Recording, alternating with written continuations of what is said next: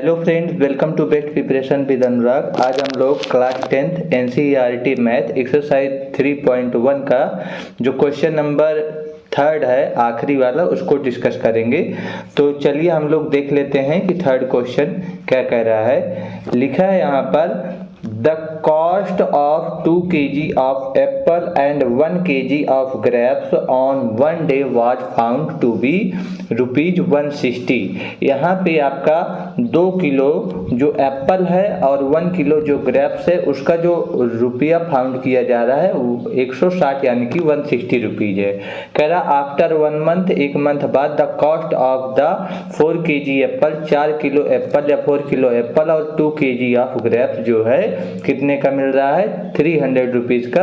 तो इसको हमको रिप्रेजेंट करना है किस पे, एल्जेब्रिकली एंड ज्योमेट्रिकली, इसको दोनों तरह से हम लोगों को रिप्रेजेंट करना है। तो हम लोग इसको किस तरह से रिप्रेजेंट करेंगे, तो पहले हमको ये बताइए कि आपको 2 किलो एप्पल का दाम पता है? नहीं पता है। क्या 1 किलो ग्रेप्स का दाम पता है? नहीं पता। जब इस सिचुएशन में नहीं पता रहता है तो हम लोग क्या कर लेते हैं, लेट कर लेते हैं। तो आइए हम लोग लेट कर लेते हैं। लिखते हैं, let the cost of 1 kg of Apple, 1 kg Apple का जो आपका प्राइस है कितना है, X रुपीज आप लोग मान लेंगे। और वहीं पे जो ग्रेप्स का कॉस्ट है तो उसको लिखेंगे the cost of 1 kg of grapes. यहाँ पे क्या लिख देंगे, ग्रेप्स लिख देंगे। कितना हो जाएगा, ये Y रुपीज हो जाएगा। तो यहाँ अकॉर्डिंग टू द क्वेश्चन, आप लोग इसको पूरी तरह से लिख देना, according to the question. Question के अनुसार क्या बोल रहा है, 2 kg ऑफ एप्पल, तो यहाँ पे हो जाएगा 2x। क्यों हो जाएगा 2x, तो 1 kg का x है तो 2 kg का 2x हो जाएगा। एंड जब भी लगेगा यहाँ पे, एंड का मतलब होता है प्लस, तो यहाँ पे हो जाएगा प्लस 1 kg ऑफ ग्रेप्स, ये y है आपका। 1 kg कितना माने हो, y इक्वल टू कितना दिया है, 160 रुपीज दिया है। अब 160 रुपीज दिया है तो हम लोग यहाँ पे इसको सॉल्व कर लेते हैं। लिखेंगे यहाँ से y का वैल्यू हम लोग निकाल लेते हैं। y इक्वल टू कितना हो जाएगा, 160 माइनस 2x हो जाएगा। अब ये इतना अगर हो गया है तो अब हम लोग चलते हैं यहाँ पे इसको सॉल्व कर लेते हैं। x के अलग अलग वैल्यू को रख के y के मान हम लोग निकाल लेंगे। तो सबसे पहले अगर x की वैल्यू रखना है तो हम लोग लेट कर लेते हैं। x की वैल्यू कितना रख रहे हैं, 50। x का वैल्यू अगर हम 50 रख रहे हैं इसमें, तो y इक्वल टू कितना हो जाएगा, 160 माइनस 52 जा कितना हो जाएगा, 100। तो यहाँ पे जो सब्ट्रैक्ट करेंगे तो सीधा सीधा 60 आ गया। तो जब मैं x का वैल्यू 50 लिया हूँ तो मेरा y का वैल्यू कितना आ गया, 60 आ गया।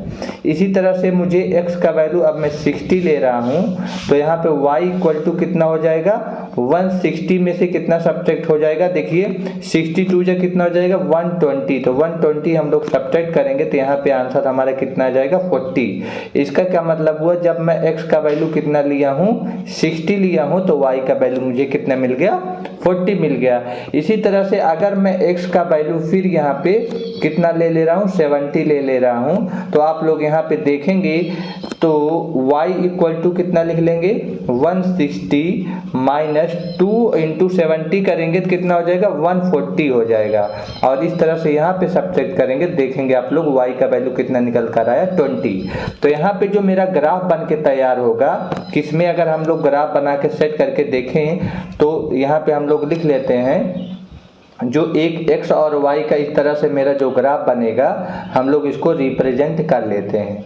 तो यहाँ पे देखेंगे जब मैं x का वैल्यू 50 लिया था तो मेरा y का वैल्यू कितना आया था, 60 आया था। इसी तरह से जब मैं x का वैल्यू 60 लिया था तो मेरा y का वैल्यू कितना आया है, 40 आया, आप लोग देख सकते हैं। और ऐसे ही जब मैं x का वैल्यू 70 लिया था तो मेरा y का वैल्यू कितना आया है, ये देखिए 20 आया है। तो मेरा ये इस तरह से एक ग्राफ बन जाएगा, जिसको अभी मतलब इसे हम लोग ग्राफ पे ड्रा करना है। तो ये मेरा एक इक्वेशन से ये पूरे x और y का वैल्यू निकल के आ गया। चलिए अब हम लोग इसके दूसरे स्टेटमेंट को पढ़ लेते हैं, देखते हैं कि क्या लिखा हुआ है दूसरे स्टेटमेंट में, उसी के अकॉर्डिंग हम लोग क्वेश्चन को सॉल्व करेंगे। लिखा है, आफ्टर ए मंथ, एक महीने के बाद the cost of 4 kg Apple. 4 kg Apple का मतलब यहाँ पे कितना हो जाएगा, 4x हो जाएगा। 2 kg ग्रेप्स का मतलब हो जाएगा यहाँ पे 2y हो जाएगा, इक्वल टू कितना है, ये यहाँ पे 300 है, तो यहाँ पे हम लोग कितना लिख लेंगे, 300 लिख लेंगे। इस हिसाब से अगर हम लोग यहाँ पे y की वैल्यू निकालें तो कितना हो जाएगा, 300 में से कितना सब्ट्रैक्ट करना है, 4x अपान कितना हो जाएगा, 2 हो जाएगा। तो ये हमारा एक इक्वेशन बन गया। अब यहाँ पे हम लोग x के वैल्यू को अलग अलग रख के और y का वैल्यू निकालेंगे। जैसे हमें x का वैल्यू निकालना होगा तो हम लोग क्या करेंगे, x का वैल्यू हम लोग 70 पुट कर देते हैं, तो देखिए क्या निकलेगा। तो यहाँ पे हम लोग लिखेंगे y इक्वल टू 300 माइनस यहाँ पे 4 इंटू 70 करेंगे, कितना आ जाएगा, 280 आएगा। आप लोग करके देखिए, अपान में 2 हो जाएगा। तो इस हिसाब से अगर हम लोग देखें तो 20/2 यानी कि वैल्यू कितना निकल जाएगा, 10। 2 1 जा 2, 2 10 जा 20। अगर मैं x का वैल्यू अब ले रहा हूँ 80, अगर x का वैल्यू यहाँ पे 80 रखेंगे तो y का वैल्यू जो निकलेगा, देखिए यहाँ पे हम लोग लिखेंगे 300 माइनस, इस हिसाब से अगर 8 से 4 का मल्टीप्लाई करेंगे तो 8 4 जा कितना हो जाएगा, 32, यानी कि यहाँ पे हम लोग डिवाइड बाई 2 कर लेंगे। और आगे हम लोग चलेंगे तो यहाँ पे देखिए माइनस में वैल्यू 20 है, 20/2 करेंगे और यहाँ पे आ जाएगा माइनस का 10। तो y का वैल्यू माइनस का 10 निकल के आया। और एक वैल्यू और लिख लेते हैं यहाँ पे, अगर मैं x का वैल्यू 75 लिखूं तो यहाँ पे मेरा देखिए y का वैल्यू जो निकल कर आएगा, हम लोग लिखेंगे 300 माइनस, अब यहाँ पे आप लोग मल्टीप्लाई कर लेते हैं 4 को 75 से, 4 5 जा कितना हो जाएगा, 20 हो जाएगा, और 4 7 जा 28, और 28 प्लस 2 कितना हो जाएगा, 30 हो जाएगा, और अपान में कितना है, 2 है। तो 300 माइनस 300 यहाँ पे आ जाएगा 0, 0/2 हो जाएगा। 0/2 का वैल्यू हमेशा कितना आता है, 0 आता है। अगर हम लोग ग्राफ को रिप्रेजेंट करके x और y की वैल्यू को सेट करें तो देखिए हम यहाँ पे लिख दे रहे हैं x और यहाँ पे हम लोग लिख दे रहे हैं y। इस तरह से मेरा एक ग्राफ बनेगा, जो इस ग्राफ को हम लोग यहाँ पे सेट करके देख लेते हैं कि कौन कौन से वैल्यू यहाँ पे रखने पे सेट होगा। तो जब मैंने x का वैल्यू 70 रखा था तो मेरा y का वैल्यू 10 आया था। आप लोग देख रहे होंगे सारा वैल्यू मैंने निकाल दिया है। x का वैल्यू अगर 80 रखेंगे तो इसका वैल्यू -10 आया है, और जैसे ही मैंने 75 रखा तो अभी मेरा वैल्यू कितना निकल कर आया, 0। ये देखिए आप लोग 0 देखें। तो यहाँ पे हमारा दो इक्वेशन बना, एक इक्वेशन से हम लोग x y का वैल्यू फिर निकाले और दूसरे इक्वेशन से यह सेटलमेंट करके इसको निकालिए। तो इसी चीज को हम लोगों को ग्राफ पे सेट करना है। कैसे सेट होगा चलिए देख लेते हैं। ये हमारा देखिए x एक्सिस है ये वाला, और ये हमारा y एक्सिस है। यहाँ पे हम जाएंगे तो पॉजिटिव लिखेंगे 1 2 3 4 प्लस में, और यहाँ पे निगेटिव लिखेंगे -1 -2 -3, इस तरह से कॉमा करके ये देखिए छोटे छोटे पॉइंट है लिखे गए हैं। इसी तरह इधर भी जाएंगे तो 1 2 3 इस तरह से ऊपर लिखते चले जाएंगे, और इधर नीचे -1 -2 -3 इस तरह से ये देखिए सारा इंडिकेशन किया गया है। तो अगर ये सारी चीज़ें आप लोग इस तरह से नंबरिंग कर लेंगे तो ये ज़्यादा आपके लिए बेटर होगा। यहाँ पे हम लोग ग्राफ में हर चीज़ को सेटलमेंट करके दिखा रहे हैं। जितना मेरा एक जो कोठा है इसको हम लोग कितना मान ले रहे हैं, 10 यूनिट मान ले रहे हैं। कितना यूनिट मानेंगे, 10। तो यहाँ पे देखिए एक्स एक्सिस पे पहले वाले ग्राफ में 50 है, तो यहाँ पे 5 1 2 3 4 5, तो यहाँ पे मेरा 5 हो गया।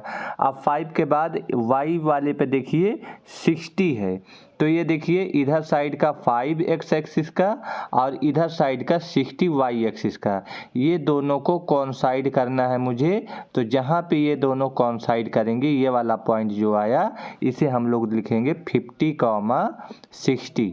पहला पॉइंट मिल गया।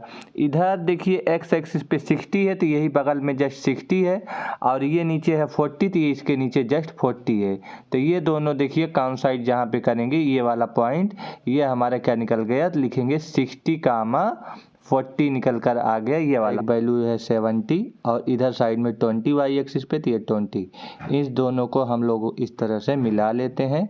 यहाँ पे ये कॉन्साइड कर रहा है, तो मैं लिख लूँगा इसे 70, 20। ये मैंने लिख लिया, ठीक। अब इसको मैंने लिख लिया, तो यहाँ पे मेरा एक लाइन ड्रा होगा, और आप लोग देख रहे हो कि ये पॉइंट वाला, ये पॉइंट वाला और ये पॉइंट वाला, इस तीनों को लेकर एक लाइन ड्रा करना है। तो हम लोग इस तरह से एक लाइन ड्रा कर लेंगे। चलिए आप लोग हम देखते हैं, एक्स एक्सिस पे 70 लेना है, इसके लिए हम लोग बात कर लेते हैं। तो यहाँ पे हो जाएगा 70 ये वाला। वाई एक्सिस पे 10 लेना है तो ये हमारा 10 हो जाएगा। इसको इस तरह से मिला देंगे। अगर मिलाएंगे तो यहाँ पे एक पॉइंट आया मेरा, तो इसको लिख देंगे 70,10। दूसरा है एक्स एक्सिस पे 80, तो ये यहीं पे बगल 80 है, हम लोग 80 लिख लिए। और ये है -10, तो नीचे वाई एक्सिस पे -10 यहाँ पे जाएंगे। इस तरह से इसको हम लोग मिलाएंगे जब, तो यहाँ पे ये कॉन्साइड करेगा, तो ये हमारा हो जाएगा 80, -10।